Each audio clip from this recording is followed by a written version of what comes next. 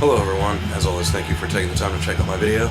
I'm just sitting here listening to one of my favorite bands on my turntable, The Misfits.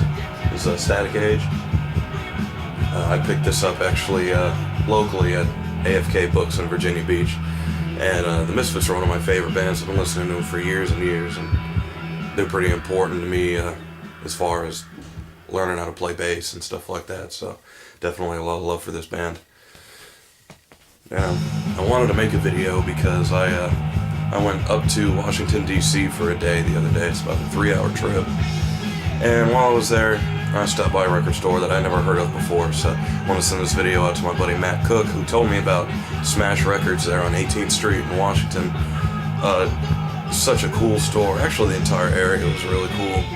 A lot of neat stuff to do there. And when I got into the record store, they just had so much. I just started pulling stuff off the shelves, and eventually I had to cut myself off, but luckily they were very reasonably priced up there. So now I picked up a few records, the first being Fear No Evil by Grim Reaper. This is a neat find. I love Grim Reaper. I was about to actually walk up to the register and I kind of spotted it, so I grabbed it too. And it came in the original shrink wrap is still around it, and you can kind of see the little sticker, the fan club, I guess they had. You could enter the fan club back in the day. It's got the original price tag on it. Just a neat find. So I love Grim Reaper. This is the only one I have on vinyl. I have all 3 of their full lengths on cassette, so I like to find the other vinyls as well. I can't wait to play this. Another record I found is one that I've been looking for actively for a long time, so I'm finally happy to pick up Heavy by Iron Butterfly. This is the first Iron Butterfly album. It came out in the late 60s. So I can't remember if it was 67 or 68. I believe it was 68. This is a great album. It's one of my favorites by them. Now I'm up to 4 Iron Butterfly albums. I have the first 4.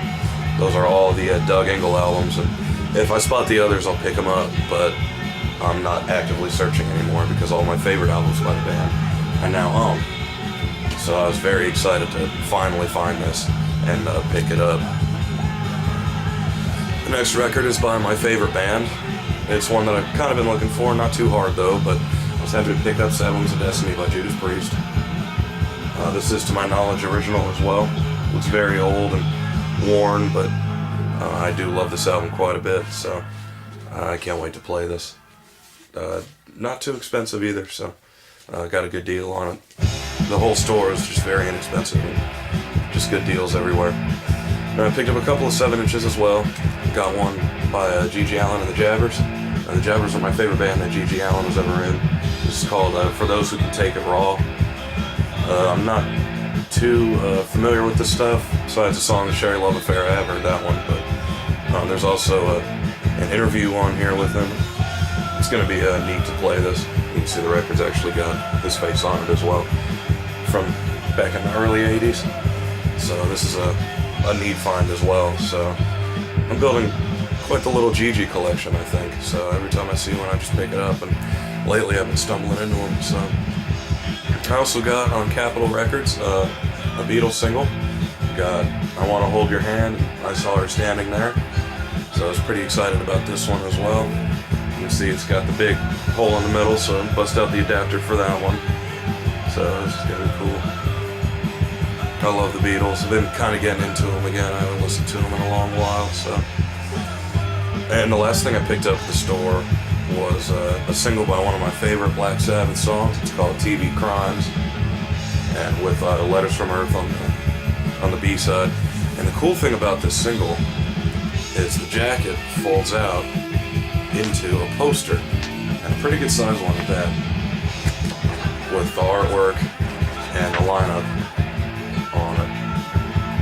And then on the back side, you got the four band members that played on these songs. So very, very cool. I've never seen this before. I don't see a lot of Black Sabbath singles actually. So, and since I love that song, TV Crimes, I thought it was appropriate to go ahead and buy it. Now that was the extent of my haul for records at that store. I also got one random little pin. Thought this was neat. It's by a Japanese grind band called Bathtub Shitter. I've never seen one of their pins before. I have one of their stickers on my guitar case, but I haven't listened to these guys in a while. I discovered them in high school. I thought they're heavy, and their riffs are well written, and their vocals are funny, so I saw this pin, and it was probably like $1, so I went ahead and grabbed that. Now, on my way back into town, I went straight from DC to a show in Chesapeake before I came home. There's a band playing called Occultist. They're from Richmond. They're like a kind of a crusty punk band that I had seen twice before. I caught them for the third time last night, and I was excited to find out that they have a record now, so I went ahead and picked up an Occultist record. I can't wait to play this. This is really neat. It came with a lyric sheet with the design on the back. I might put this up on my wall or something if I ever get around to hanging posters in here. So I'm just excited to pick that up. I also picked up a back patch and a couple of t-shirts from them. So definitely a lot of love and support for Occultist. Hope I can play with them sometime. But that about does it for my haul. Thanks for watching. And again, thanks to Matt Cook for telling me about that store in DC. It was definitely worth going a little ways out of my way and spending a couple extra hours to pick up all these records. It's one of the best hauls I've had in a while. So thanks for watching. Stay tuned for more videos. And remember, when the needle drops, the bullshit stops.